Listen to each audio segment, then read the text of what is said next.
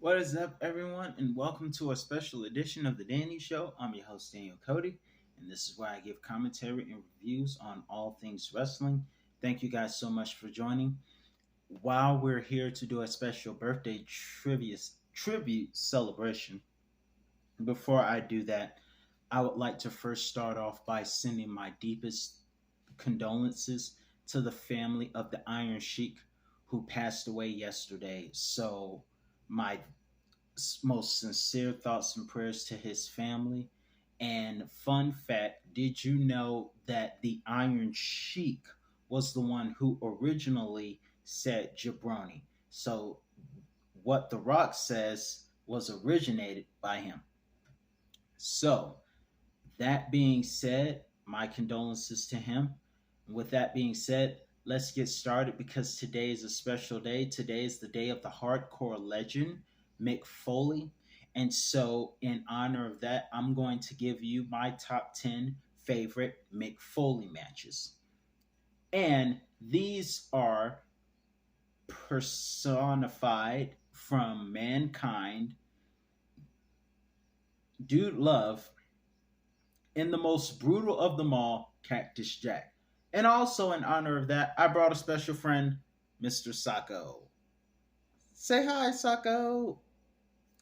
Now, with that being said, let's get started with the top 10 countdown. We first start off at number 10. We have Ass Cactus Jack along with Terry Funk facing off against the New Age Outlaws in a tag team dumpster match for the World Tag Team Championships.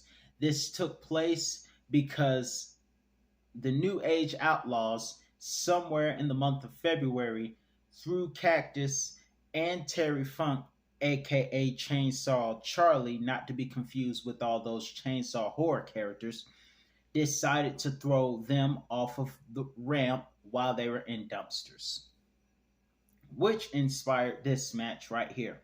And this was a pretty good one. This was a match, however, that would be won backstage as Chainsaw Charlie took a forklift and closed the lid and locked them in the dumpster to win the tag team championships. Moving forward, speaking of backstage, moving forward to number 9, we have Mankind versus The Big Show in a Boiler Room Brawl match at Backlash 1999. This was a rematch from WrestleMania in which Mick Foley, or Mankind, won by disqualification. However, this was another one, and this was also pretty good. And they fought backstage, but unlike the match with The Undertaker, this was a match where you won by escaping the back area. And it was pretty good. Lots of glass breaking like Stone Cold, and it was very, just really, really brutal. And I encourage you to check it out. It was really good. Not to mention, after the match, there was a couple of outside interferences from people like Big Boss Man and Tess.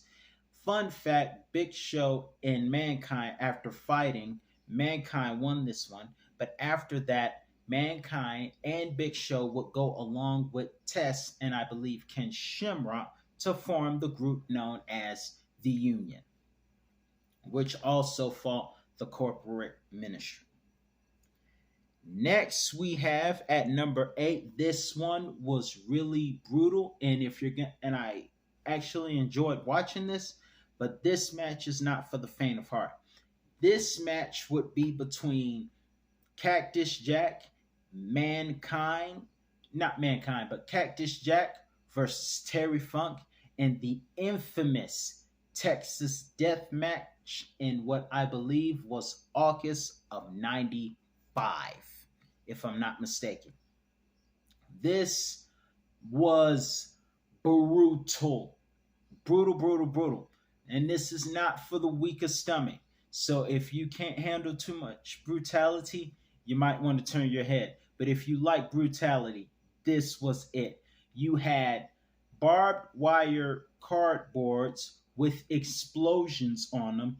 The ring was not made of wrestling ropes. It was made of barbed wire. Imagine that. And this also took place overseas in what I believe was Japan. Nonetheless, with all the explosions and whoever the heck that guy was in red who interfered on Mick Foley's behalf, despite all that, it wasn't him that helped Cactus Jack win the match. And some might argue that Terry Funk kicked out, and others might argue that he kicked out too late. Nonetheless, very brutal, very bloody, lots of explosions, lots of barbed wire, and Cactus Jack won this one. And this match continued after the explosion happened. And when he got home, he said he tried his best to hide the burns from his children because he admitted as he narrated. Go see the narration on YouTube because there is a video of Mick Foley narrating it. He said he had to hide the fact that he smelled like fire. He smelled like he was burning when he got back home, and he hid it from his children, but eventually his wife found out. This match is brutal though, so if you're sensitive, this might not be the one for you. But if you like brutality, check it out. It was really good to me. Now we go to number 7. This was a losing end as Dude Love versus former tag team partner Stone Cold Steve Austin at Over the Edge 1998, with Mr. McMahon being the crooked son of a gun that he is as the special referee, but The Undertaker was the special enforcer, and he made his presence known. These two fought in the ring, they fought outside the ring, they fought on the ruins of the cars that you would use for monster trucks. And in spite of all of that, and despite the fact that McMahon tried to be a help along with his stooges, Stone Cold Steve Austin won this one, but it was still a good match from Mick Foley's end. Dude Love, I'm speaking of. Sorry about that. There was a fly in here. In another match, at number 6, we have Cactus Jack versus Triple H at the Royal Rumble 2000. Now, even though this was a losing effort for Cactus Jack, excuse me, who got the last word after the match, the reason for Cactus Jack pulling his persona to face Triple H at 2000's Royal Rumble because it was at New York City. The Royal Rumble was in Madison Square Garden in New York City, the same arena where he debuted the Cactus Jack persona in WWE to face Triple H in 1997. So with Mankind not being able to defeat Triple H, he thought, let me bring back Cactus Jack. And boy, was it brutal. Except this time, it took not one, but 2 pedigrees to keep Cactus Jack down. And even after that, Cactus Jack came back and fought Triple H. And Triple H had to be carried out on a stretcher. Is it just me, or is Madison Square Garden bad luck to Triple H at times? I mean, even though he won the match, he got carried out on a stretcher. In 2002 Madison Square Garden Survivor Series, he got carried out on a stretcher. And WrestleMania 20 in Madison Square Garden, Triple H tapped out. But he had some good memories when, what was that good thing that he did? He did something good. Can't seem to remember. All I know is he doesn't have a good track record in Madison Square Garden. Just saying. Nonetheless, Triple H won this match, but was bleeding profusely, and we saw an appearance from The Rock. At number 5, we have Evolution partner of Triple H, Randy Orton at Backlash 2004. I'm going to tell you this. It seems like Mick Foley gets his butt kicked by a lot of guys, putting over a lot of guys. But if you're going to get put over by Mick Foley, you better be ready to take a lot of pain. because Randy Orton went through it all as well. Thumbtacks.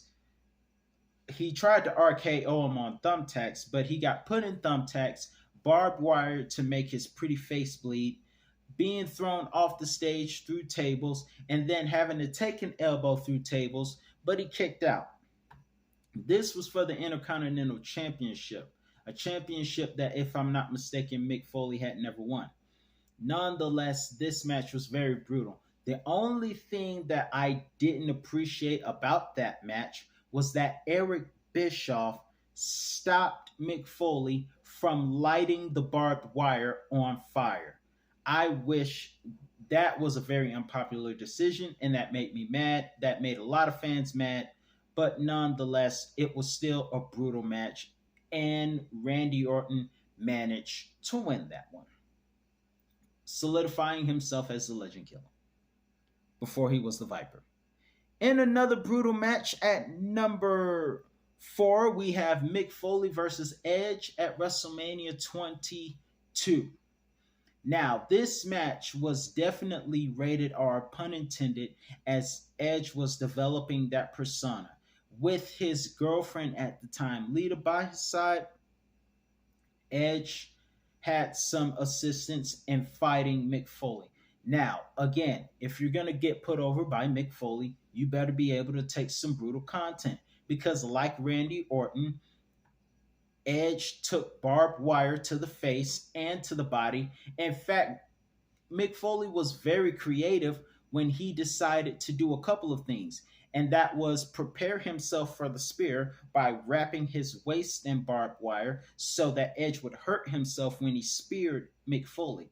And on top of that, he did something we had never seen, which was take this Mr. Sacco and wrap it with barbed wire and shove it down Edge's mouth and Lita's mouth, because that was a time of equal opportunity butt whoopings. Now we can't do that. And imagine, man, and I know a lot of fans wish that was Rhea Ripley, because we want to see Rhea Ripley taking equality butt kicking. I don't know if I can say that in this time, but in any event, Rhea Ripley is a villain and a Jezebel right now. But nonetheless, Lita got her mouth cut a bit, and so did Edge. But let's talk about what happened at the end. And that was Mick Foley being speared through a flaming table. And what makes this match extra special is that Joey Styles was the one doing the commentary for it. And the special, oh my God, at the end made everything perfect. At number 3, we have as Mankind versus The Undertaker at the Boiler Room Brawl 1996. Mankind was fresh in WWE and had owned a victory over The Undertaker at King of the Ring, but this one was their rematch. Mick Foley had The Undertaker's number very early on in his career, until they met inside Hell in a Cell. Oh my goodness. That match would probably have to be part 2, but this one was also very fun to watch. And it started off backstage, and then they fought through the locker room. They actually threw hot coffee on The Undertaker, and they would also end up fighting until they got to the ring at SummerSlam 96. And Paul Bearer was holding the urn, and that was the night where Paul Bearer would go heel and align himself with Mankind, thus helping Mankind defeat The Undertaker. At number 2, we have the triple threat match between Mankind, Stone Cold, and Triple H at SummerSlam 1999, where Jesse the Body Ventura was the special guest referee. This was also a match, I believe, where Mankind not only won the WWE Championship for the third consecutive time in 1 year. But he actually, if I'm not mistaken, he actually pinned Stone Cold. And let's not forget, Stone Cold was the most popular guy, and Mick Foley was the second popular guy in the match. But two baby faces were in the match, and Triple H was the heel everyone loved to hate. And of course, he was accompanied at the time by China, God rest her soul. But this triple threat match was pretty good, and it was a good one for Mankind because he would end up winning this match. Unfortunately, his reign only lasted 24 hours. Speaking of 1999, that brings me to number one. We have Mankind versus The Rock at Halftime Heat 1999. This was really good. This was awesome. Mankind and The Rock had a great rivalry from late 1998 to early 99.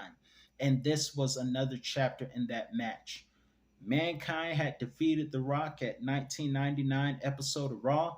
Then The Rock did at Royal Rumble by faking the I Quit voice on the mic. This was a match where Mick Foley would win the championship for the second time after these two fought everywhere. This match was brutal, but it was also very fun to watch. And this match, to me, it was like Peter Griffin versus the chicken mascot.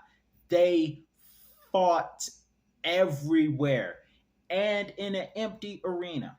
But nonetheless, it was Mick Foley, aka Mankind, backstage with a forklift that would pin The Rock and win the championship.